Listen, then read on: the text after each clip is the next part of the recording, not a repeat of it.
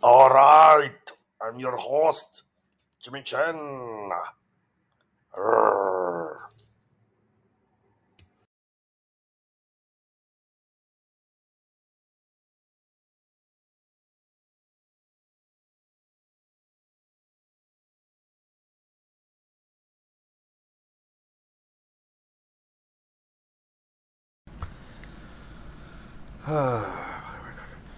Hello, I'm Jimmy Chen, your friendly neighborhood Holy Bible explainer.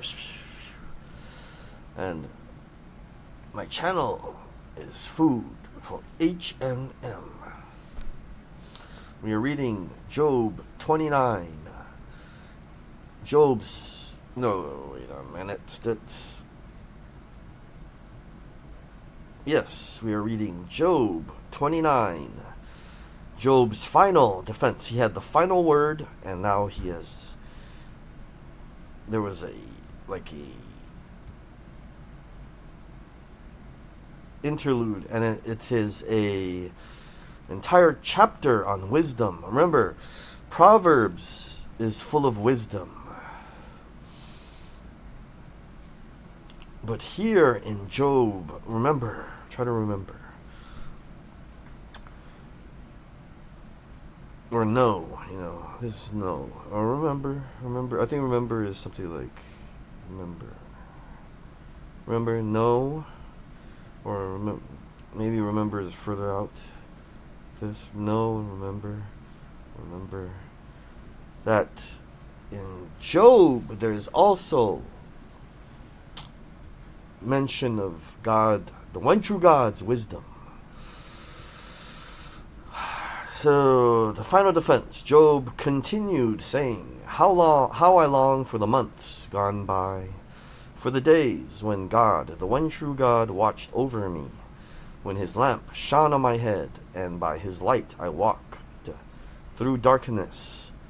Oh, for the days when I was in my prime, when God, the one true God's intimate friendship blessed my house, when the Almighty was still with me, and my children were around me, when my path was drenched with cream, and the rock poured out for me streams of olive oil, when I went to the gate of the city and took my seat in the public square.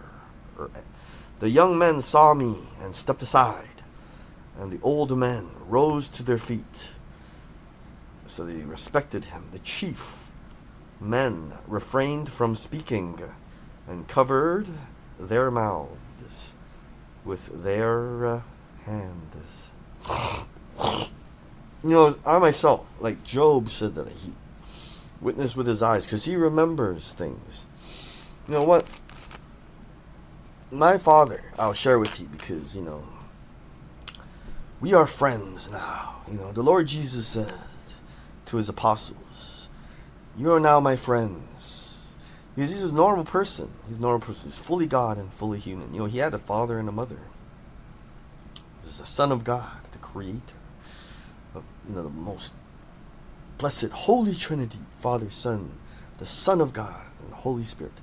This is the one true God himself, God, the Creator God himself. He's fully God. He never changed. He was always, when he was walking the earth as Jesus Christ, Yeshua Messiah, or Yeshua ben Joseph, right? Joseph, son of the carpenter. He was always the one true God. He just limited himself. He didn't want to show you all his powers because you'd be like, don't be like, He doesn't want you to be that afraid of him because I just know he was a big person. Big, like a bodybuilder, like Hulk. He looked like the Hulk, And if he showed you all these powers, like he can, stronger than Doctor Strange and Dr. Fate put together, then you would be too afraid to go near to him. And there's a song like "Draw Me Close to You." He wants to draw you closer to him because he loves you. He wants to hug you, and smile at you, and talk to you. You don't have to be afraid. He'll spit in your face. But my story is, I also witnessed, because I was in a car accident, almost died. And then, you only really observe your parents when you're young, and then you really start to like scrutinize them when you're in high school. But I was in a car accident, so I had to live with my parents. I was in recovery when I was in my 30s. I know I look like I'm like a teenager, but good genes. That's I'm complimenting my parents. Good genes. But, I was hanging out with my parents, and they're old already. Older, 70 or so, in their 70s. And, my father had the same routine on a certain day. Like, he would go to the swap meet. It's like a flea market, early in the morning, Again, on a certain day. And it's same routine for like decades. And he told me, because, I'm older now, so he would talk to me. He knows that I have more understanding. I'm in my 30s now. And I could see it, when he told me when he was young, he was like on top of the world, He was hotshot doctor, and then strong, full of vitality. And it's the same thing. Young men younger than him just moved out of his way, Even some old people, because he's like a prominent person in the community. Usually, old men do not get up from their seats, but he like saved many people's lives in the hospital, and like sometimes he's known to have like had to drive to the hospital at 2 a.m. To help someone. So that happened at the swap meet, and then people would be quiet when he like walked around or into the swap meet area. But he told me, like, sighed, and he's like, my son, I'm in my 70s now, and I'm walking around with him. We're observing, and then he's like, because doctors are cool, but he's like, I'm not complaining, but like it's changed. I must be old, It's not the same anymore. Like, no one gets out of the way. No one stands up. Everyone's still like talking, and some of them are like criticizing me, and I could hear it, laughing at him. So things change when you get older. The voices of the nobles were hushed, and their tongues stuck to the roof of their mouths. Whoever heard me spoke well of me, and those who saw me commended me, because I rescued the poor who cried for help, and the fatherless who had none to assist them. I think doctors, they do these kind of things. Doctors, you think they're just in it for the money. It's true, they make a lot of money. But some of them are nice, they do a lot of nice things. They don't always charge people. But mainly they're there to keep everyone in like an area healthy, They're just doing their job, but they're some of the nicest people. They remember your name, and they always ask, oh, how are your kids? If they're like a pediatrician. The one who was dying blessed me. I made the widow's heart sing. I put on righteousness as my clothing. Justice was my robe and my turban. There is a movie. Was it a vampire movie? Or a certain vampire. Supposedly they're these beings that live for centuries. And one of them was getting old, or like for some reason, he was getting old. He's like, Louis, look at me, I look terrible.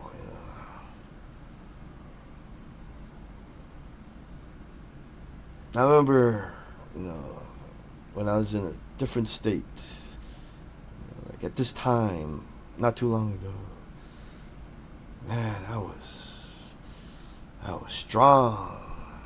The way the people looked at me, That's what it kind of sounds like here. Job right now is suffering. He's lost everything, and he's remembering, like, Not too long ago, people would get out of my way, People would be quiet when I walked into a room, for example. And I remember I helped people.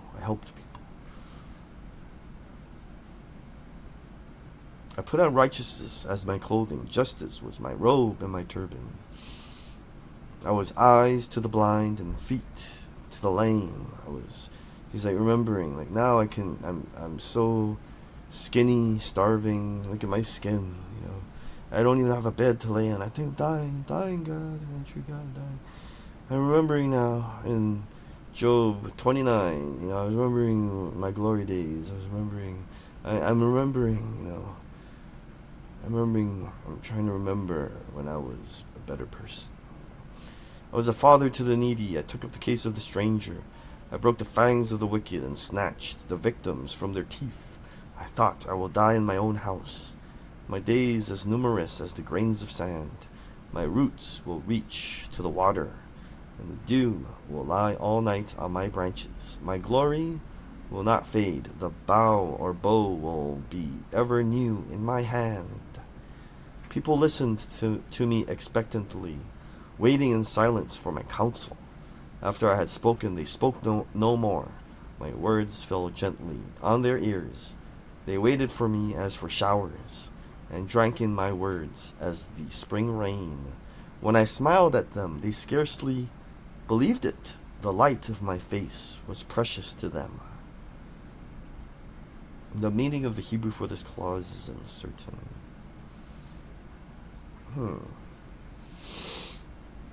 When I smiled at them, they scarcely believed it. They couldn't believe I smiled at them. The light of my face was precious to them. When I smile at you, you can't believe it. You can barely believe it. For the light of your face is precious to me. I chose the way for them and sat as their chief. I dwelt as a king among his troops. I was like one who comforts mourners. Let's read Job 30.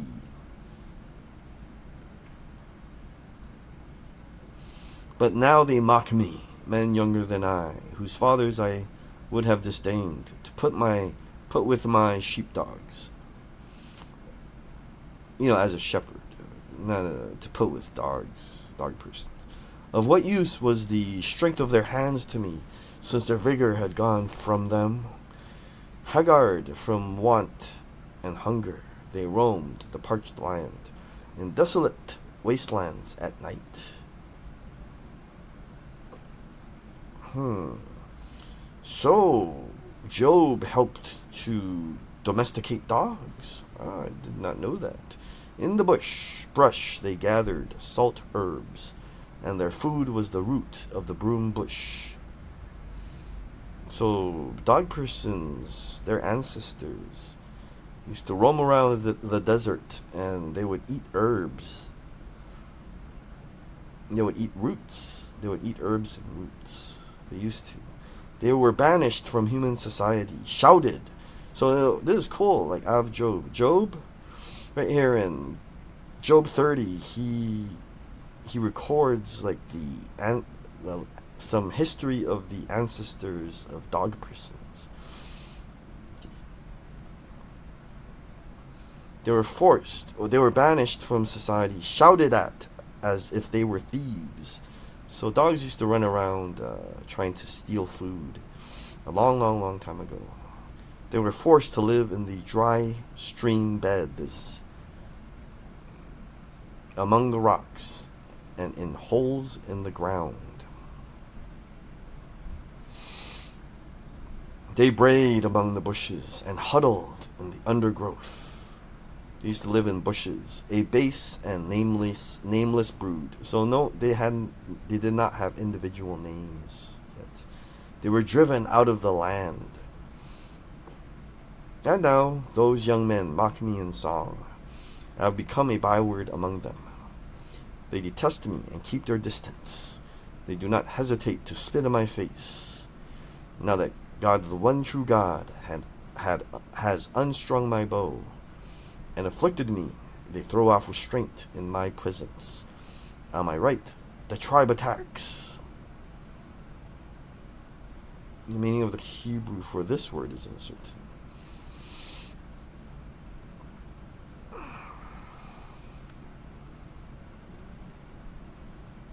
They lay snares for my feet. They build their siege ramps against me. They break up my road. They succeed in destroying me. No one can help him, they say.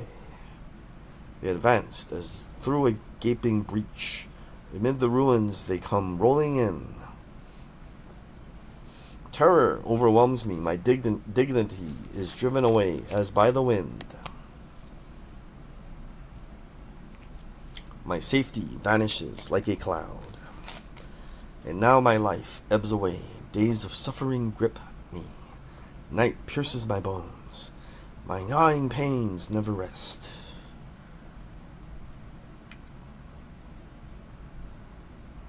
In his great power, the one true God becomes like clothing to me. He binds me like the neck of my garment. He throws me into the mud, and I am reduced to dust and ashes.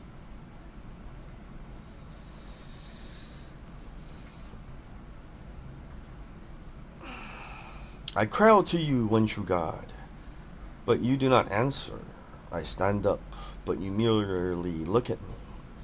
You turn on me ruthlessly with the might of your hand.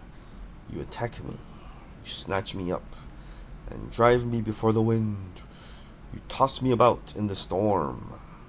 I know you will bring me down to death, to the place appointed for all the living.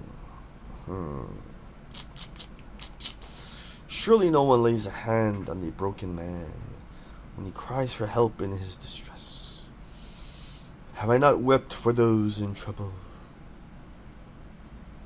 Has not my soul grieved for the poor? Yet when I hoped for good, evil came. When I looked for light, then came darkness. The churning inside me never stops. Days of suffering confront me. I go about blackened, but not by the sun. I stand up in the assembly and cry for help.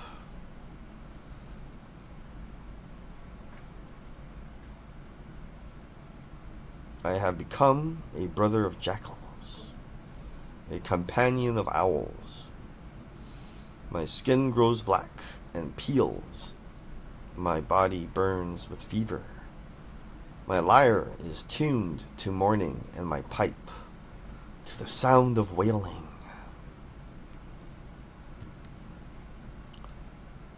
Job 31. I made a covenant with my eyes, not to look lustfully at a young woman. For what is our lot from the one true God above, our heritage from the Almighty on high? Is it not ruined for the wicked, disaster for those who do wrong? Does he not see my ways and count my every step? If I have walked with falsehood, or my foot has hurried after deceit, let the one true God weigh me in honest scales, and he will know that I am blameless. If my steps have turned from the path, if my heart has been led by my eyes, or if my hands have been defiled, then may others eat what I have sown, and may my crops be uprooted. Let's play a game. A lion let's just say a lion's good and a tiger's bad. But the tiger, if you put a wig on the tiger, it looks like a lion, kind of. Now, a Jew, I guess he looks like a white European. The Jew could be the bad white European, right? The Indian guy, he could look like a black man if he has the wig on. Right. Now, the Thai person, I guess he could look like any Asian person. Like you put a wig on a Thai guy, he's recognizable as like a goofy, weird Asian. And then Hispanic person, you put a wig on him, I guess he could look like, and you trim some hair off, he could look like a Middle Eastern guy. You put the wig on the Hispanic person, right? And then you cut it a little, so it's like wavy, and you tape a big fake beard on him, beard him. He could be a phony, counterfeit Middle Eastern guy, white European, black guy, Asian, Middle Eastern. Yeah, it's like the history of America.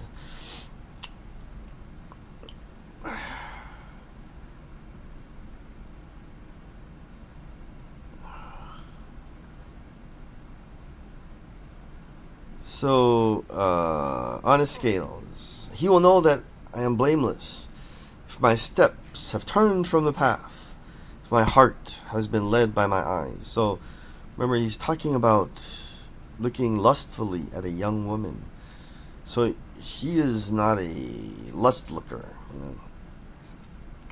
He's saying that, or if my hands have been defiled. Remember, faithfulness. There's something called the 9 fruits of the Holy Spirit.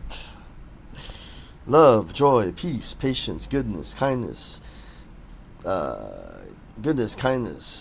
gentleness, faithfulness, self-control. Now, before self-control, there's faithfulness. Remember, the one true God said, worship me only. So you only have one God, right? The one true God. When you want to worship, I defined worship. When you want to worship,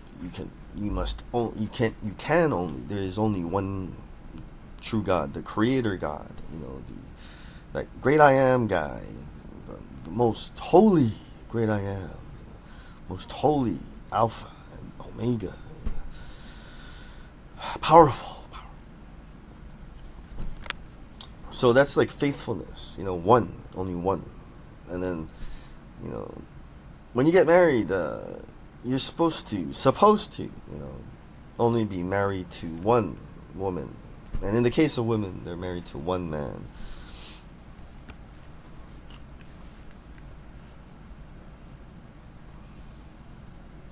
So the super secret is the first verse. He's talking about this like faithfulness, because when you look lustfully, and I want a second one, like in the Old Testament, you might have heard these Jews, they kept chasing after, like false gods, like a hoe,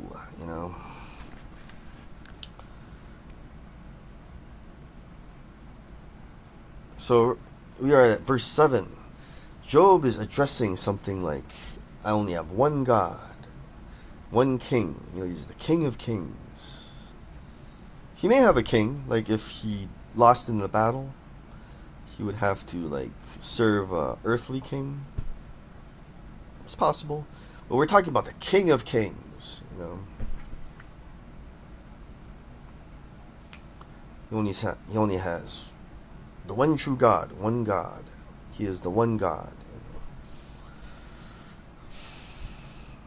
Which God? The one God. The Creator God. Only has one king, the King of Kings, who again is the one true God, or Catholic people call him the one triune God. And he only has one wife. Doesn't need another. He doesn't need another one true God. He doesn't need another King of Kings. And he doesn't need another wife.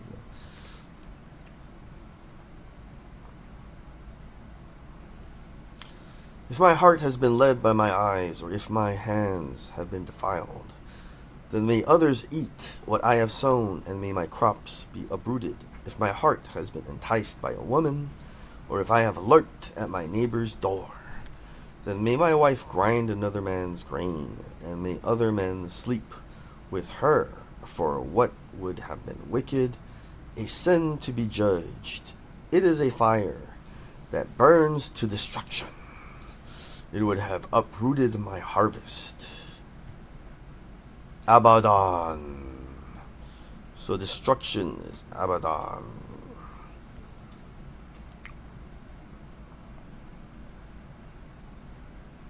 That could be Abaddon. There's Batman, right? I'm Batman. Or if I'm a new superhero, not just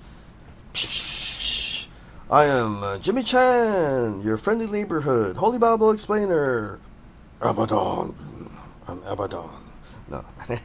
I would have uprooted my harvest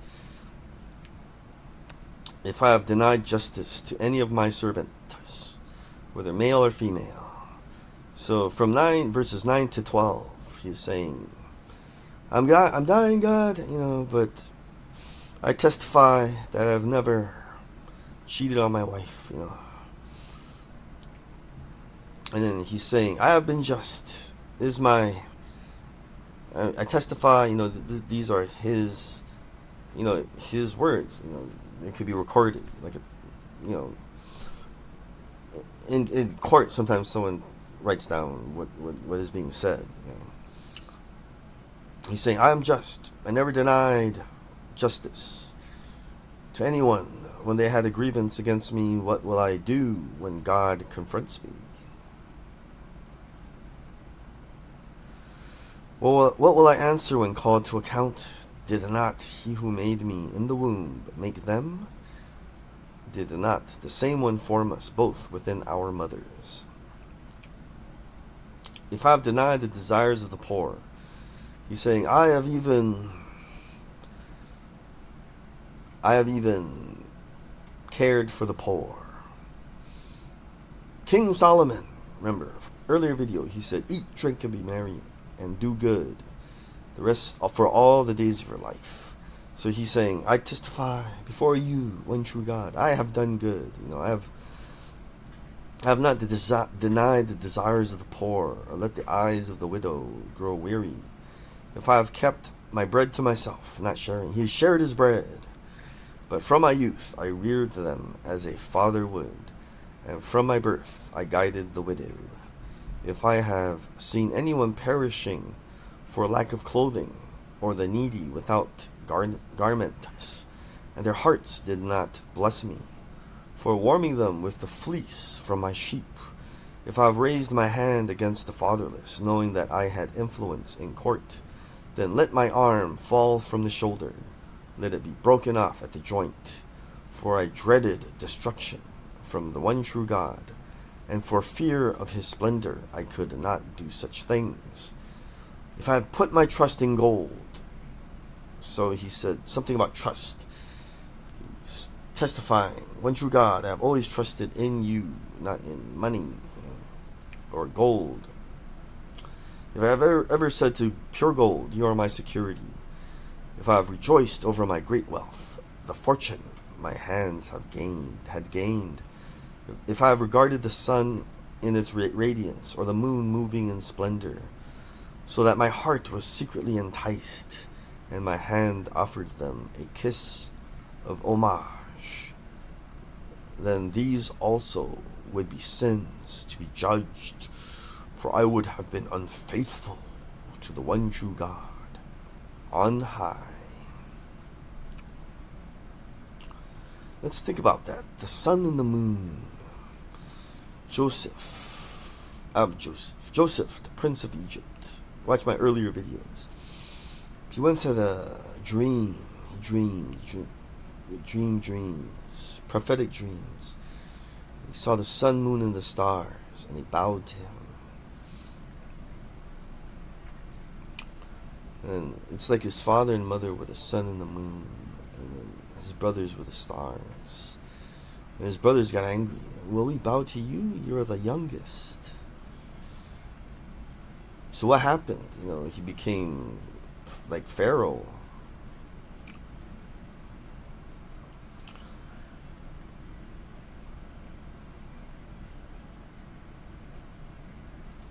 So, he's always saying that he believes in the one true God. He trusts him. And this is hard to understand. Like the verses 26 and 27. Sometimes God will say, listen to me, and like not anyone else. It's different from trust, like he's telling you have to have faith and know that you heard from him. He wants you to listen to him. Be like prophetic. Remember the Apostle Paul says everyone should desire prophecy. Prophets can really hear God, and then when God tells them to do stuff, they execute more perfectly. So I think 26 and 27 is talking about listen to him and don't listen to anyone else. It's difficult. Like sometimes you're like, oh, this person has some authority, or I owe them something, and God said, no, I want you to do this, and then they'll say, they'll advise you, to not do what God said. God said, do that, and they're like, no, don't do that, and then you just have to not listen to them and have to be bold.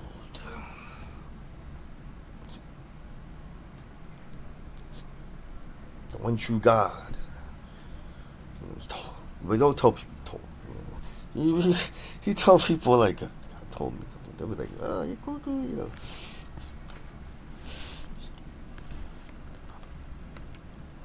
So that my heart was secretly enticed. Okay. So verse 29, if I have rejoiced at my enemy's misfortune, or gloated over the trouble that came to him, I have not allowed my mouth to sin by invoking a curse against their life. So if I have rejoiced, okay, this is like, like be happy when other people are happy, and mostly if good people, if your friends are sad, then of course you're also sad. I have not allowed my mouth to sin by invoking a curse against their life. If those of my household have never said, who has not been filled with Job's meat? So he's never like unfair, and he always had a heart. But no stranger had to spend the night in the street, for my door was always open to the traveler. If I have concealed my sin, as people do, by hiding my guilt in my heart.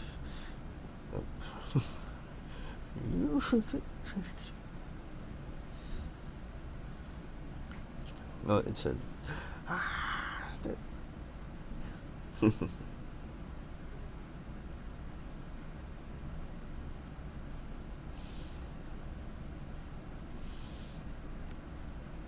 Because I so feared the crowd, and so dreaded 17 million, so dreaded the contempt of the clans, that I kept silent and would not go outside. Oh, that I had someone to hear me! I sign now my defense. See, he's giving some kind of testification. Let the Almighty answer me. Let my accuser put his indictment in writing. Surely I would wear it on my shoulder. I would put it on like a crown. I would give him an account of my every step. I would present it to him as to a ruler. If my land cries out against me, and all its furrows are wet with tears, if I have devoured its yield without payment, or broken the spirit of its tenants, then let briars come up instead of wheat, and stinkweed. They're stinkweeds. The Indian man is a stinkweed. They're the bad weed, they're like that cheap, with lots of stems, and seeds. They don't have buds, and it's not like purpley, with like, it's, if you want to talk about how lousy the Indian people are, They're like stinkweed instead of barley. So Job actually mentions marijuana here. Job 31 verse 40. The words of Job are ended. Thank you for listening. Keep God first. Believe in Jesus.